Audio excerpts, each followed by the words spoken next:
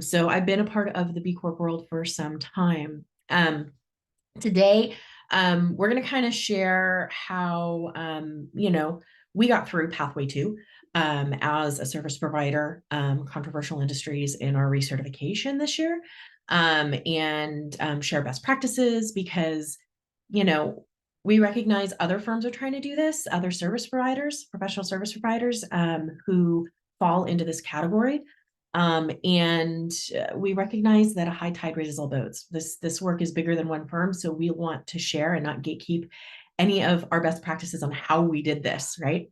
So just so you know who I am, for those who don't know me, I'm Jennifer Harrity. I live in Pleasanton, California, and been at Sensiba for 13 years. And been in the business operations marketing world for 25 years. I led our firm's B Corp certification. I am the lead beekeeper here. And I also founded our sustainability practice. So we have within our accounting firm, classic accounting firm, tax audit consulting, but with a little bit of an ESG B Corp twist because we have our ESG and sustainability practice where we help other firms become, other companies become B Corp certified, EcoVadis, materiality assessments, GHG inventories, fractional CSO services, anything you would need for sustainability in your firm or company. And I have an SCP from the International Society of Sustainable Professionals. I've got certificates and degrees from Cornell, Cal State East Bay. I'm doing graduate studies at Harvard. Just a little bit about me and my background before we dig in. And a little bit more on the firm. As I said, we do the classic tax audit consulting work, but we also have the sustainability. And because we're an accounting firm that does sustainability, we're able to tie sustainability initiatives to direct ROI for your company, both top line and bottom line growth, because we can do that. We have that skill set. So today we're going to dig into what are B Lab's controversial industries, right? This is something that really came into play last few years, and a lot of folks stumbled into it and didn't know this was going to be a thing. And it has become quite a thing in the professional services realm of B Corps. What are the different pathways? And then specifically Pathway 2, because a lot of folks fit into Pathway 2. And our own experience, we were one of the few who have gotten through. So we want to share with others, like, here's how to get through this. And then there's two different policies that are needed in this. And they're a little bit different than the standard boilerplate HR policies that most people have. So want to make sure that we share those as well. So as just general housekeeping, yes, you're going to get a recording of this. Yes, you're going to get a copy of the slide deck. And yes, you're going to get templates at the very end. So if that's a question, fantastic. Once again, I'm going to be taking questions at the end because I'm going to roll through all the content really fast because this is a 30-minute webinar. This is a quick and dirty, like, let's just get through the content and get right to questions type of webinar. So I'm going to hold all the questions to the end. And when you do have questions, go ahead and use the Q&A box. And I've got one of our fabulous marketing folks, Shannon, on the line, who's going to help me get through all those questions towards the end. So what are B Lab's controversial industries? So B Lab classifies certain sectors of the business world as controversial industries. Now you got to remember, B Lab is setting standards for the globe. So while certain industries we don't maybe see, like particularly in the States or in California specifically, as controversial, there might be several other countries in the world that do. So one of the things that has been quite controversial with controversial industries is the recreational marijuana section. And, because here in California or in states like Washington, Oregon, marijuana is legal. And we don't really differentiate between recreational marijuana and medicinal marijuana. So it's kind of hard to tease out which clients you serve in kind of those differentiation categories. So controversial industries is basically industries that have potential for adverse effects to social and environmental impacts, or completely go against B Lab's theory of change, right? So those are the two different If they either have adverse effects or go against a theory of change. So let's dig into that. So there's controversial industries and how you play with them, right? So are you a certifying company that's associated with the adverse impacts that this client may have? Are you linked to the adverse impacts, or are you contributing to the adverse impacts? So, there's sometimes professional service providers, I don't want to pick on law firms, but law firms who actually help companies with particular lawsuits and helping them navigate those, and they're actually contributing to the harm that those companies are doing. So, when you look at different ways you can play with those controversial industries, that kind of shows, are you associated, are you linked, are you contributing to that company's controversialness of their industry, right? And those impacts. So examples of how a company might be classified, because I recognize that can be a little more general, and it's like, well, what do you really mean by linked, or what do you really mean by associated? So think of a flower shop selling plants into a defense sector, right? So everyone, there's lots of companies that have plant vendors that make sure the plants in their offices stay alive, because frankly, we can barely keep ourselves alive, let alone plants for some offices, right? So that flower vendor would be associated with that company, right? They're giving them services, they're associated with them. Versus a bookkeeper who does services for a nuclear power plant, right? A bookkeeper, they're just helping them keep the books, right? Making sure that everything is done correctly. They're linked to the company, right? That's a little more hands in the cookie jar type of situation. And then, as I said, contributing, an example would be law firms representing. Here I have mining clients in litigation, right? So just associated, linked, contributing. So, and if you don't know, ask. Find a consultant and ask. Find a B-Lab person and ask. They'll help you navigate this a little easier.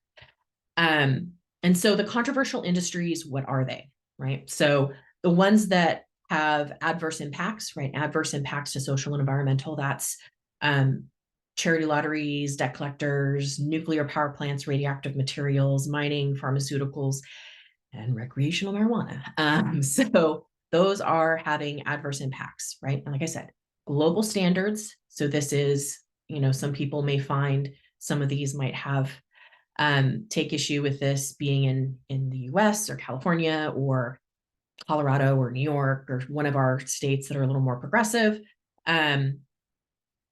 But this is global. And we have to think, in certain countries, people look at marijuana as similarly as we here in the US might look at fentanyl, right? They have that big of a reaction to it. So we have to be mindful of other countries, other cultures, and that these standards are trying to be inclusive for everyone. And, B-Lab does take that into consideration. They understand that they don't see the little nuances in different countries and different states. And that's what's really great, is that dialogue that you have with your B-Lab analysts, right? In your verification stage, you can talk with them. You can say, hey, this is how it lays out. This is the services that we have in these areas. Here's what we interact with this company, and here's the ways we interact with them. And they're willing to sit and talk with you about it, right? They're not just going to be like, nope, you have it. You just can't, that's where the pathways come into play, right? It's not a straight no. It's, let's talk about it. Let's have a dialogue, right? And that's what this pathways are, is a dialogue. So in eligible industries, those are industries that B-Lab is like, okay, this is the line in the sand. This is acting against our theory of change. And they really want to make sure that you minimize the amount of clients or ways you interact in these industries. And in some cases, they're going to actually ask some companies to start decommissioning these clients.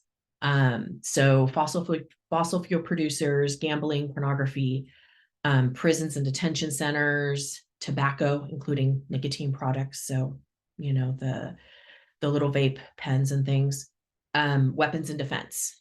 So I know there's a lot of professional service firms that have defense contractors as clients. So that falls into that category, right? Anybody who's working with the government defense falls into that bucket. So these are stuff that is a little more higher on the no list. But there are different pathways. Like I said, this isn't a straight no from B-Lab. It's like, let's have a conversation about it. Let's work together on this.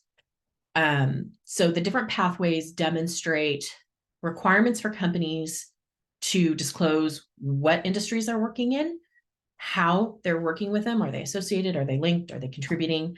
And then making sure that they've got policies to bolster their organization for any whistleblowing and any grievance or complaints that folks would like to make against us because we work in these industries. We have to have that in place for us to get through certification.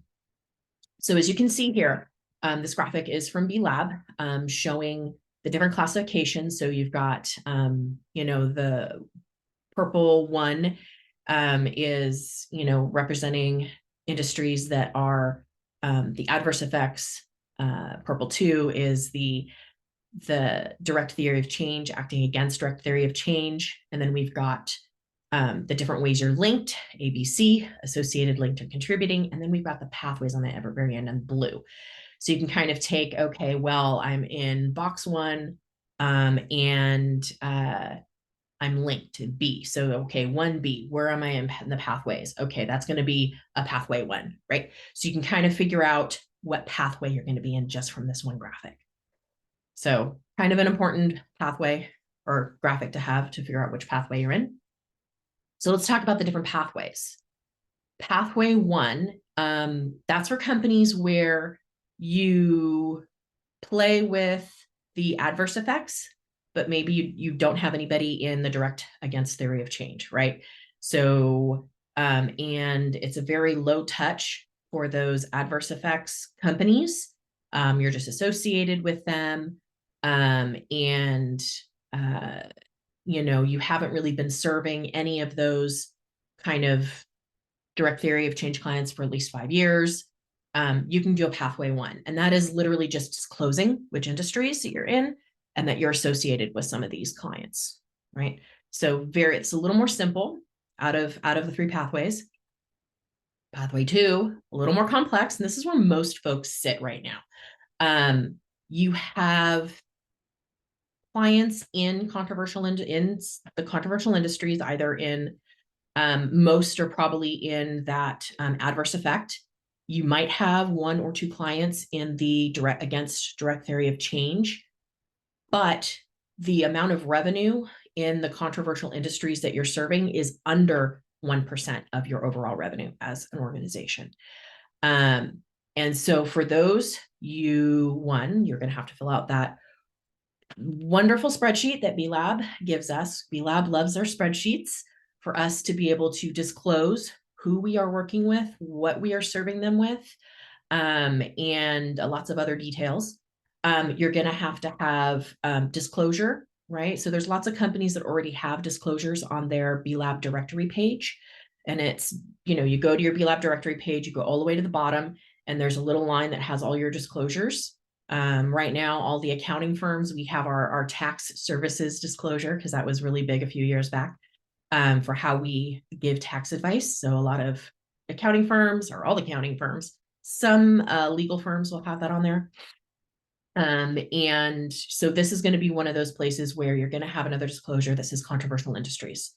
And it's going to say, it's a little letter, and it says exactly, which industries, how many clients, the amount of revenue, all disclosed. So very transparent, as B-Lab folks are, asking us to be for our certification.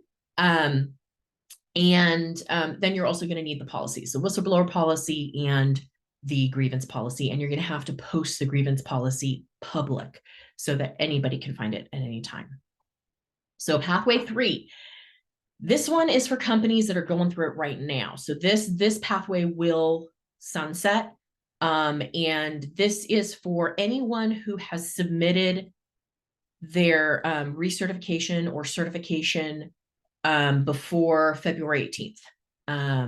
Before February 18th. So there's a lot of people in queue right now getting eval. It's a little slow through eval right now. We are well aware that it's, as a lot of consultants are aware of the slowdown through certification right now. We ourselves are in recertification in our final stages, and we resubmitted for certification October of 24. And we're still in recert. So it's taken a little bit to get through recert right now. So there are still folks in certification process that still fit into pathway 3. Those are folks that have more than 1% of revenue in the controversial industries, and they're going to have to do everything in pathway 3, or excuse me, in pathway 2, plus for pathway 3, you're going to have to show a game plan for calling out those particular certain percentage of those clients over the next 3 years, so that when you recertify, you're under 1% of revenue. And they say, you're going to need to start with the companies that are in the industries that are directly against the theory of change. So starting to pull out clients. And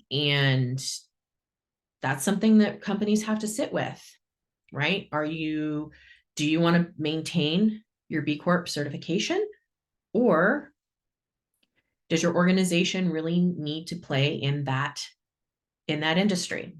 So that's one of those things that companies have to sit with themselves, their leadership and their board of directors, saying, okay, do we really want to call these clients, or do we want, to become or maintain a B Corp?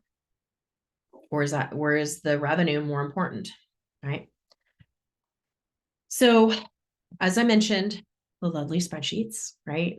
B-Lab loves their spreadsheets. We all have our PTSD from the impact verification template, and all the things that we have to do with that. But this is a whole different spreadsheet from that IBT. This is one, and I have a sampling of questions here that are within that spreadsheet and the tabs. This is not exhaustive. This is just to give you a flavor if you haven't gotten here yet on the types of questions that'll get asked. So there's one tab that's basically what is the nature of your work with the clients, right? What is, do you have a position on working with clients? Do you have a due diligence process for working with clients and taking on new clients? Kind of a summary of the work, right? So for us, we simply say, this client, we do their tax return, we audit their financial statements, or we help them with bookkeeping services, or we do a GHG footprinting for them, right? So listing out the services, it's very high level. You don't have to get too much into detail. And then the one thing to think about also is they're having you do this for each of the clients. So it can take a little bit of time to fill this sucker out.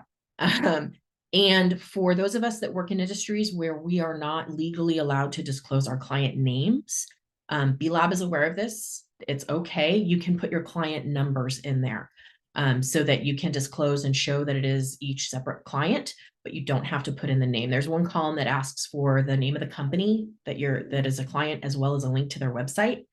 And for accountants, for lawyers, we can't disclose that directly. That goes against our licensure and client confidentiality. So B-Lab is aware of this. And for us, they make the exception of letting us do the client number instead. So that is doable. So know that you can do that.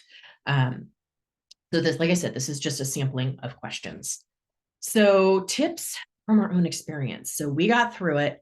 We were one of the first ones to actually get through. B-Lab has had me on calls with a bunch of other firms to try to help them get through.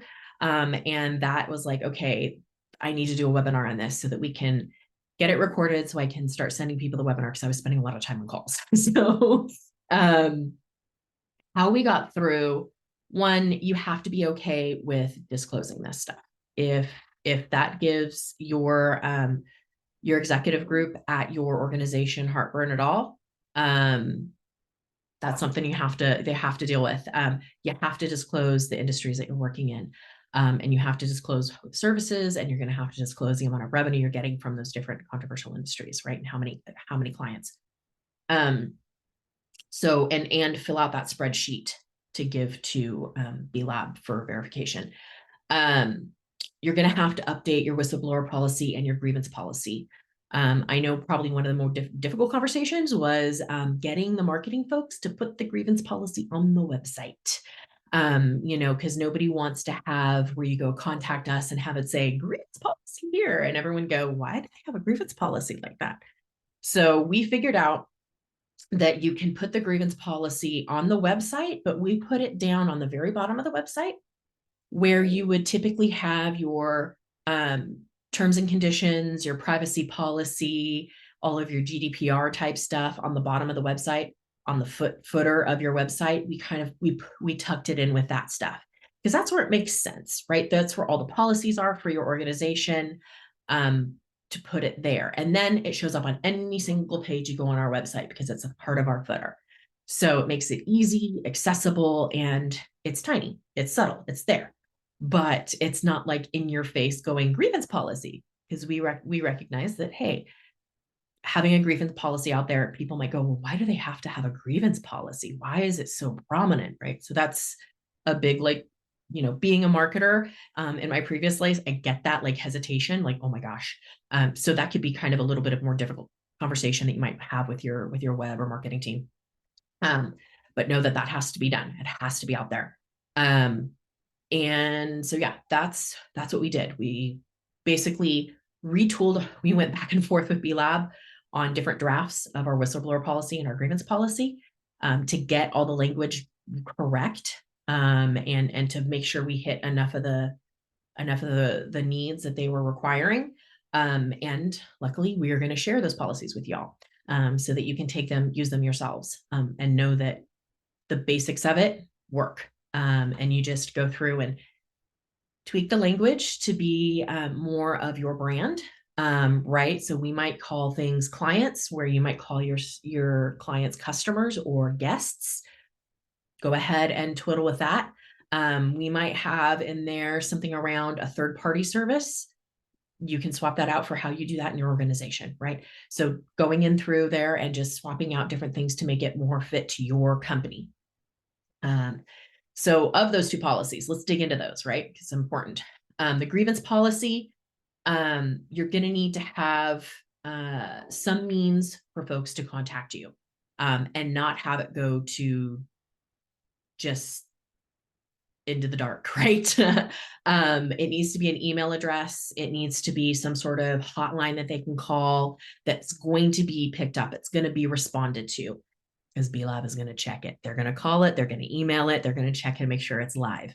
You need to have kind of an open door policy for folks to come in, a suggestion box or something for workers, particularly for those who have workers that don't have computer access, right? If you're somebody who has folks that are internal, that are courier drivers or something like that, where they're not in front of a computer, but maybe they, an analog version, for those types of folks, particularly if you have any union workers, making sure you're following those union policies in this policy. That's another layer to the onion. Any code of conduct type language that you might want to have in there, things like that. So this is very making sure that you have these types of things for your organization, depending on how your organization is structured. So then you need to have policies for accepting grievances and the process laid out, where you talk about the process so that folks know when they issue a grievance, how it's going to proceed. And if they don't like how the resolution came to be, what else can they do? Who can they take it to, right? So if they've got through HR and HR is like, nope, sorry, and they don't like the resolution that HR came to them, well, can they go to the CEO? That sort of thing, right? And how they do that. So, and freedom from retaliation. So drawing that in there, that they will not be retaliatory against anyone who files. Which brings us to the whistleblower policy. So and I will say the grievance policy is for all stakeholders, very important. A lot of people have a grievance policy, but it's for workers, right? This is for all stakeholders. So This could be clients, this could be your employees, this could be community folks, your referral partners. It could be anybody within your ecosystem, right? So this should really hold for that. Whistleblower policy is really more robust than the standard HR boilerplate one that most companies use, the standard HR boilerplate one. I think there was one whistleblower policy created 30, 40 years ago, and everyone's been using it since. You're going to have to beef it up a little bit. So this is, once again, identifying that there will be no retaliation, where they can go to make complaints, the process for it, safety of their identity, right? That stuff's not going to blow back onto them. So having that protection, need to have all of that built into the policy. Best practices is, seeking consent before you share information to additional parties, right? So going to somebody saying, hey, I can think of a situation with an employee saying, hey, employee, I recognize that you came to us with this. We have it logged here in HR, but we need to call in additional resources. Like we need to raise this to our general counsel. We need to raise this to the police. If it's really big, right? We need to raise it. So keeping the person who's doing the reporting in the loop the entire way, so nothing catches them by surprise. And that's just being a good human, right? So any disciplinary action, confidentiality breaches, enforcing that, right? Enforcing the disciplinary action, not just and making sure that there's no favoritism that's happening in there. Like you're calling this stuff out, like you're going to enforce it no matter who it is. Right. We really like third-party vendors. We're a big enough organization where we find that having a third party come in and be able to handle these types of situations, whether it's grievance, where it's a whistleblower, having an external third party so that we can extract ourselves from that process so it stays unbiased, and is it feels a little more safe for the people coming and reporting because they're doing it to a third party and not to the actual organization. I think we've had a third party for maybe the last 7 years, and it's been really a really lovely like separation of church and state where people really feel like they can go in and make a complaint without that blowback and have a little bit more protection. So highly recommend that. There's lots of great services out there, different price points for a lot of them. We've in the past used Red Flag, we use Athena. There's lots of great services out there. Look into those. It helps you also eliminate a lot of risk for your organization, just from a risk factor.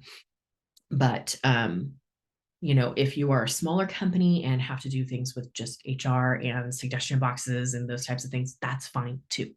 But just that third party, it's a nice to have. And if you have the capability to do that, highly recommend it.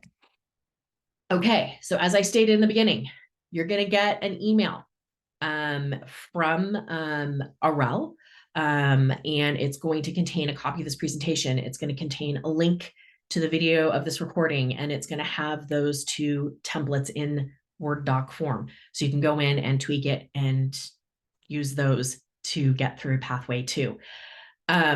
I just covered a ton of content really fast. Let's dig into questions. Okay, so let's see. We've got, what are the risks, benefits of using a third-party compliance vendor like Athena to manage grievance intake process? What are the costs associated with this service? So as I was saying, risks, you're gonna bring down your risk a lot because you're gonna have somebody else that's an unbiased person outside of your organization handling this stuff. And I don't know the cost of those things. I don't have the cost or pricing because that's not something I do for my organization. Our HR department handles that. But I can say that there are different vendors at different price points that do very much the same thing.